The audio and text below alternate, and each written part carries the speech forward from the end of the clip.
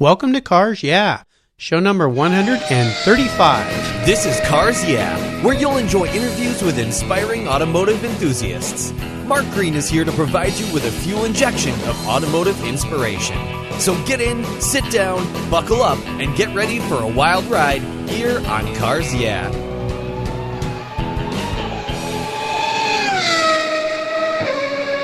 Have you turned your key and heard that dreaded tick, tick, tick, tick because of a dead battery? No worries. I've got the Naoko Genius Boost Jump Starter. This compact tool fits in your glove box and features rechargeable lithium battery technology that will start a dead battery in your car, boat, truck, or RV. It packs a whopping 12-volt, 400 amp starting power and can start up to 20 dead batteries on a single charge. Plus, it has built-in spark-proof technology with reverse polarity protection to safely jumpstart your vehicle. The compact, ergonomically designed clamps are solid copper for maximum conductivity, and there's a built-in ultra-bright dual LED flashlight with 7 modes, including an SOS emergency strobe. It's easily rechargeable with a USB outlet, and you can charge your smartphone or tablet while you're on the road. Works on any 12-volt lead-acid battery. The Genius Boost from Naoko is the ultimate emergency tool that's safe and easy to use. Quality design, state-of-the-art technology from Naoko, your battery care source since 1914. Get yours at geniuschargers.com. Hello, automotive enthusiasts. Today I'm really excited to introduce a very special guest, Kenny Welch. Kenny, are you buckled up and ready for a fun ride? I have got my fire suit on. I'm strapped in the rail. Helmet's on. Let's race. I love that enthusiasm.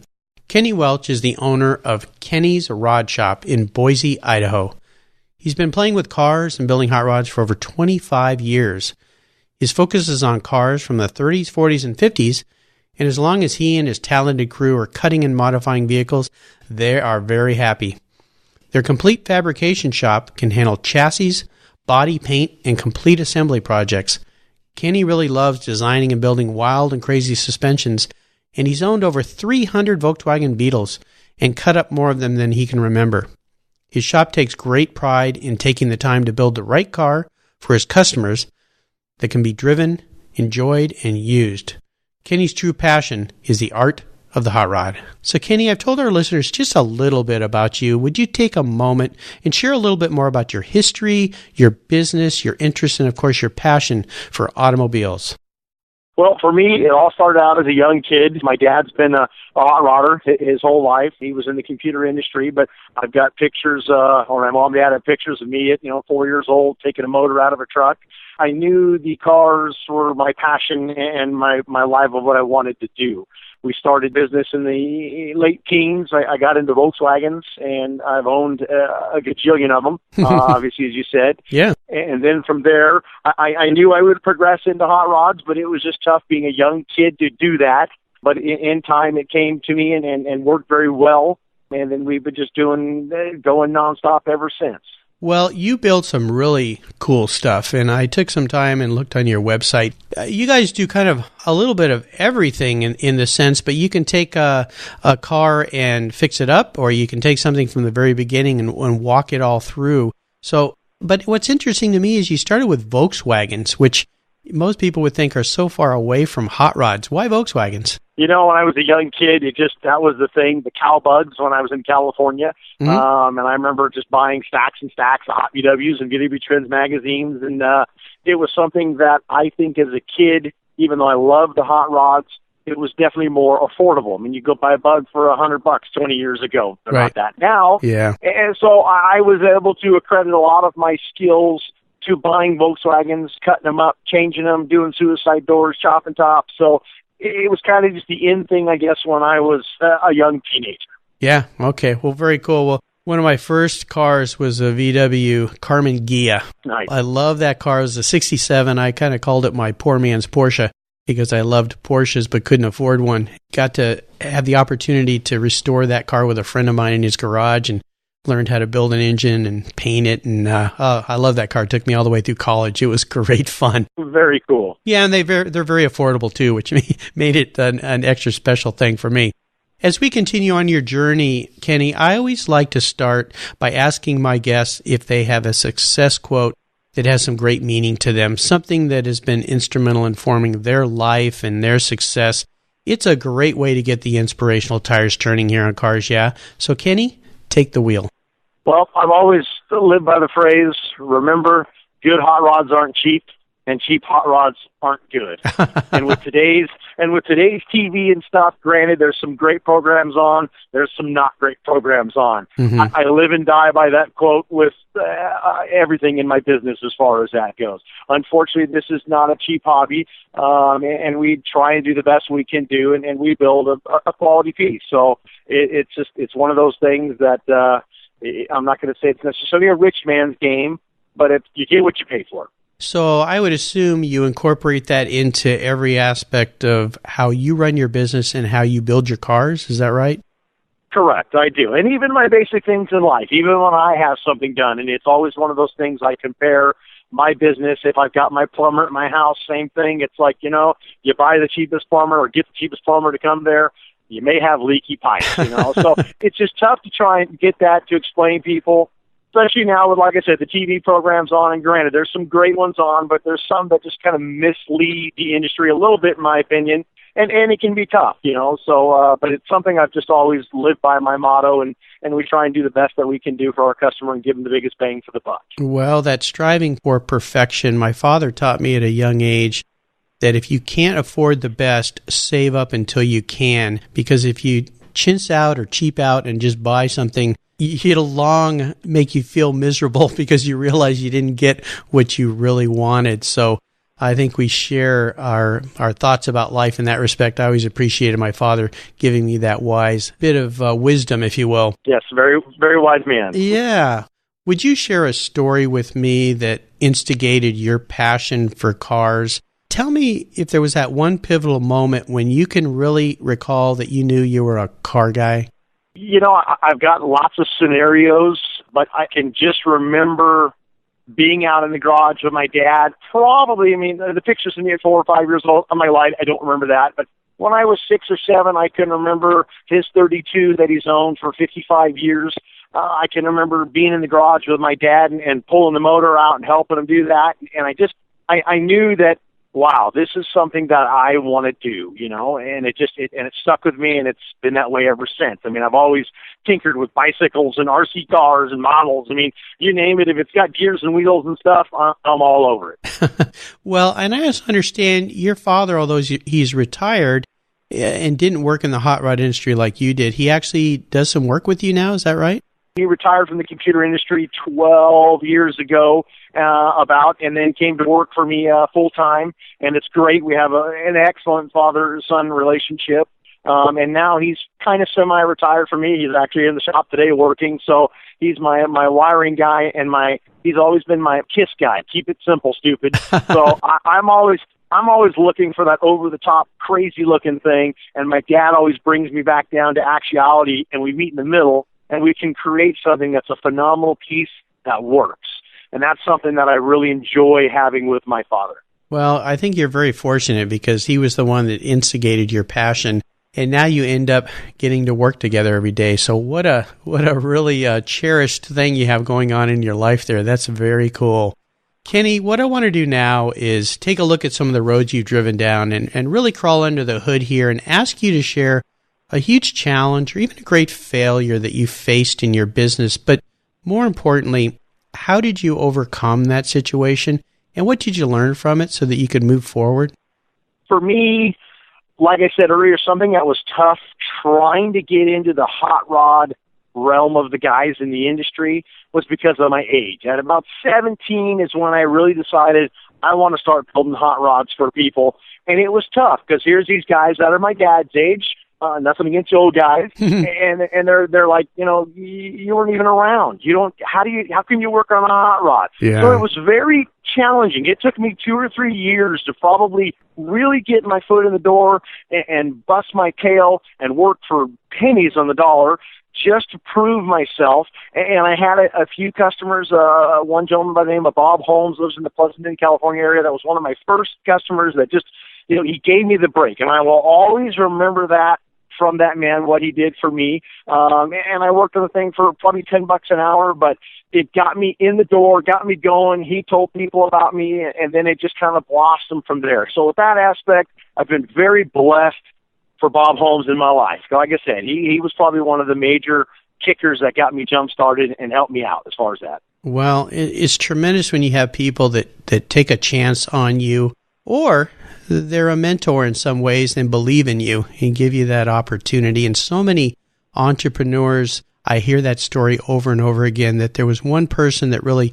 took them under the wing or trusted them and said, hey, here, give it a shot and prove that you can do what you say. So that's very nice that after all these years you can remember Bob, and hopefully he's still with us. Is he still around? You know, I have not spoken to him since we've moved here to Boise, Idaho. It's been probably 4 or 5 years since I've spoke to him. I hope he is. And if not, like I said, I'll always remember him until the day I'm not around. There you go. Well, Bob, if you're listening, pick up the phone and give Kenny a call. And you made a great impact on his life. That's fantastic. Kenny, let's shift gears here and go to the other end of the spectrum. And I'm going to ask you to share a story when you had a real aha moment in your business or your career. It's one of those times when you sit down and you realize, you know what, I think I can really make it at doing this thing I'm passionate about with cars. And tell us the steps you took to turn that aha moment into your success. For me, it was definitely just striving. This is something I've always wanted to do, and I'm passionate about it. I mean, I'm married, I've got kids, but I mean, I always worked 18 hours a day, 20 hours a day, 7 days a week when I started because I wanted it. I love where I'm at. I love what I do. There was a couple cars, some Speedstar Roadsters and a coupe that we built for some people that really kind of helped put us on the map, and just finding those clients that are, like I said, had the trust in me that said, Kenny, you need to do this. And we've had plenty of cars in magazines over the years, and I'm very thankful for those customers to let me do what I want to do. And that is one aspect I'm really blessed with, is that, you know, all these customers have got an idea of what they want, but they really trust me with my style and what's there. So there's a handful of cars, like I said, over the years that I'm blessed they gave me the opportunity to build them, that when we took them out to good guy shows and stuff, that really helped us out, and it was a pivotal moment in my career. Would you say that many of the cars that you build, are you given a lot of latitude to be creative in your own sense, or do your clients give you very specific instructions? I do have both, but I would say probably 80 to 90% let me do what I want to do with their guidance, of course. Mm-hmm. So, and I've always got creative juices going, trying to think outside the box to be a little different, but yet something that's very functional and works. So yes, I would say I'm pretty blessed that I've got a good control over what I want to do with their blessing. Well, it's wonderful to have that trust. That says a lot about who you are and about your business. How about proudest business or career moments? You probably had many with your long career, but is there one you could share with me that really was special? Yes, not too long ago, I believe it was 2011, we took a little Lakes modified Roadster that we built pretty much from scratch. I mean, the entire car. And we were a amber contender, and this was the first contender in a flat paint finish. Oh, wow. So for me, that is something that it was kind of a, you know, we didn't win. We placed well with it, and it was a beautiful car. But to be accepted into that elite group of people with a satin finish paint car was a big controversy thing. There was a lot of goods and bads about it all over the internet and web. But for me, to make that point and to do it, something that would kind of go down in history, that's awesome. Well, you know, I think I found that when there's controversy around something new, that's usually a good thing. It is. That means you're doing something right. Yeah, you push some boundaries, maybe push some buttons on a few people that think it can be something new. So I think that's fantastic. Let's have a little fun here. What was your first really special car? And if you could share a memory or two you had with that vehicle? Yeah, you know, my very first car was a Volkswagen Bug. And at that point in time in my life, I was 13 years old when I got it. My dad and I worked on it a lot together. You know, he taught me how to do some welding and this and that. And we had another good friend of ours, Lynn Schneider, that used to be a body guy, and he taught me a lot of things. So for me, that car, even though I don't own it anymore, I wish I could find it. it's just one of those things that will always be in my mind, and I think it's because of the people that I was able to interact with. I can remember when we took it to our first Bug-A-Rama car show in Sacramento, California. I mean, people oohed and awed, and like I said, for me, that was my first breaking out of something crazy over the top, and I can remember that day like it was yesterday. Now, that was a VW Bug. What year was it? That was a 1960. I do still have my license plate that says Ken's 60 on it. You know, I still have my Karmann Ghia license plate. My parents bought it for me. It said Ghia Kid. They actually made a plaque for me that I had on the dash that I kept when I sold the car. So, yeah, those are fun memories. It hangs on my garage wall, probably like your plate does too. Yeah. Great. Yep. How about seller's remorse? You had so many vehicles, but is there one in particular that you really wish you could have back? You know, there's a lot of cars that I built for myself that I wish I could have back. There's probably more of a few customers' cars that I wish I would have jumped on as they sold them and changed over the years. For me, I'm very passionate about my cars, but it's the creativity. And the reason why I've owned so many Volkswagens is because I'm constantly wanting to cut up and change, and that's what I'm looking for. To me, it's all about the hunt, not the kill. You know, I want to see what I can create. When I'm done, don't get me wrong, I love to drive a hot rod on a nice sunny day. It's beautiful, but it's all about getting there and making something that's cool. When it's done, for me, it's time to sell it. Let's build another one and try and recreate and better myself.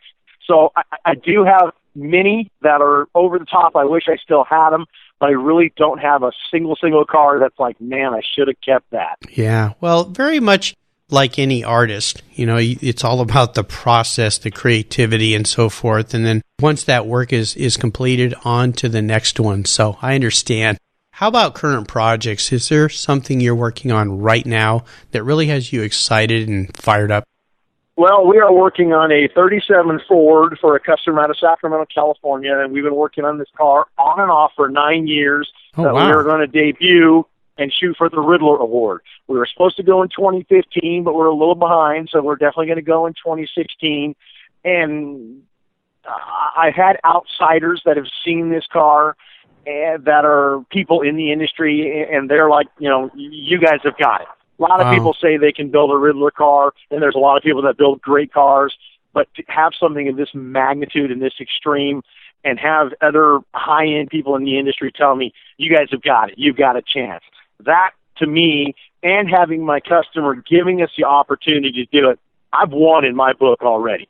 Yeah. Whether we win or not, you know, knowing that we're doing this thing to this magnitude, it's just awesome. And it is a car that is just, it's endless, the modifications that we've done and my crew have done on this thing, and it is going to be something that'll be a game changer for us when we break this thing out. Oh, fantastic. I cannot wait to see that. Sounds really, really cool. Now, here's a funny question for you, Kenny. If Kenny was a car, what kind of car would he be and why? For me, probably the one thing that I would love to be is a 32 Ford Woody. I've just always had a passion for them. I cannot glue two popsicle sticks together. So that's been that one elusive thing. That's been that one elusive thing that I just can't grasp and do for myself.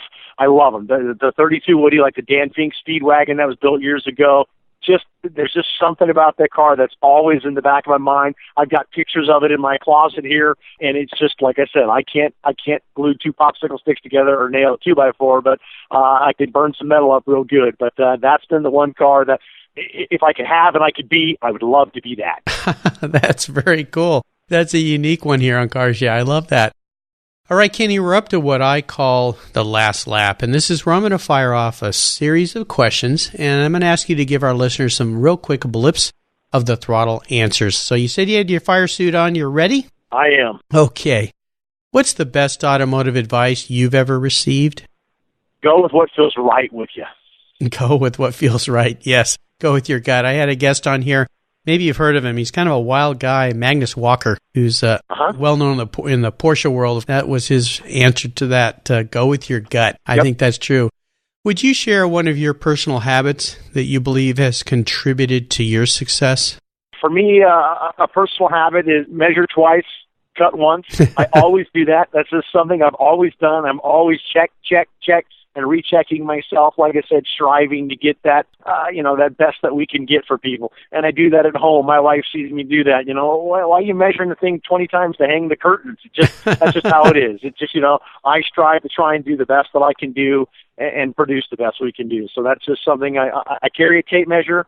I go to church on Sundays, and people are like, "Where's your tape measure?" I always have my tape measure, and I'm always measuring things. So. Oh, that's wonderful. I had a 7th grade woodshop teacher. I remember him so well, C.C. Dixon. He must have said that to us 100 times. Measure twice, cut once. Yep. Great advice. How about resources? Is there one in particular that you could share with the Cars Yeah listeners? Maybe it's a website that you go to often? I seem to use the website stuff a lot more than magazine material and stuff nowadays. But we just, in general, everything. I mean, I just search everything. I don't know everything. I don't claim to know everything. But if I don't know, the internet just seems to be there. There's a lot of great sites. There's just numerous ones that, different things for, telling you, what transmission as far as the pans. They show the bolt patterns and stuff like that, which is awesome for a lot of my customers, because a lot of them don't understand that I can, hey, get on the internet and let's look at this. So the internet is probably just the basic great tool for anything and everything, in my opinion. Well, we'll put Google down as your answer there. How's that? There you go. Google. There you go. Yeah. Google it. How about books? Is there one in particular that you've enjoyed in your past that you could share with our listeners? When the magazine Street Rod Builder was out, I thought that was probably one of the best magazines out there, book, I guess, magazine you want to call it. They're in-depth articles and I've had quite a few cars in there, but they're in-depth articles to how they would show more of the build. I mean, that was the one thing that's always been intriguing to me. Same thing with like these TV programs. I don't want to see the guys bouncing up and down on trampolines. I want to see what they're doing in the background. I want to see the machinery they're doing. So that is what I really liked about that magazine. Unfortunately, it's no longer in publication, but just the in-depth articles and stuff they had on it, where it was just more, something, my mind's a sponge when it comes to hot rods. Sure. Well, I'll remind our listeners that you can find links to these resources on carsyeah.com/Kenny Welch. Do you have any interesting hobbies outside of your passion for cars? Well, everything it seems to be cars for me. Here at my hot rod shop, we just put in about 2 years ago a 1/24 scale drag track, slot car drag track. Oh my gosh. That has been something, it is a kick in the tail. We try and have a public race about every 3 or 4 weeks, and we have 80 to 100 people show up, and we'll race 200 cars. It's just like drag race, and it's got a Christmas tree and all that jazz like that. So that has been something that has been really fun, and it's very interesting. I mean, my wife would account for this, is when I go home and I'm building these slot cars now for people, she's like, this is just like the big car. I've got chassis jigs. I'm always looking for that edge to build something unique as far as that goes. And then my other passion is I'm building a front engine dragster right now to go nostalgia drag racing next year. Oh, wow. Well, that sounds like fun. Very cool.